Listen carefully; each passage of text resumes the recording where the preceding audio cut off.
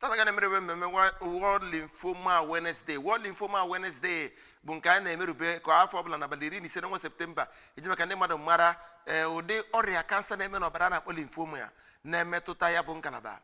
Ya bụ ụbọchị dị etu a ka eji akụziri ndị mmadụ oke na ọrụ dịnụ n'ihe gbasatara ichekwa ngalaba ahụ nke mmadụ nakwazi ihe gbasatara ọrịa kansa na-eme mmadụ ebe ahụ bụ nke dị mkpa na ndị mmadụ maara ka ha na-echekwa arụ ha nke ọma.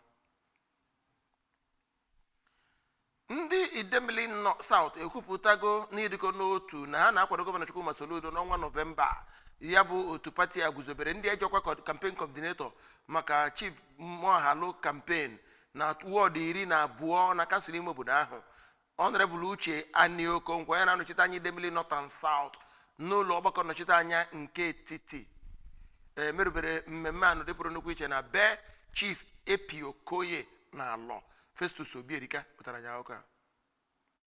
Honorable Okonkwo bụ onye kwupụtara na ijikọta ọnụ ndị otu pati ahụ bụ ihe ga-enye ha mmeri na elekshọn nke a na-achọ ime. O kwaziri na Labour Party bụ nke wepụtagoro ihe ahụrụ anya site na ndị na-anọchi anya ha n'ụlọ omeiwu Senate na nke ndị House of Representatives nke merie ka ọ bụrụ nnukwu pati eji ama atụ. Onye omeiwu ahụ ga n'iru kwupụta na Labour Party na Anambra State bụ nke dị n'otu wee kpọgana ndị Labour Party ka ha jisikwa ike ịdị n'otu ahụ.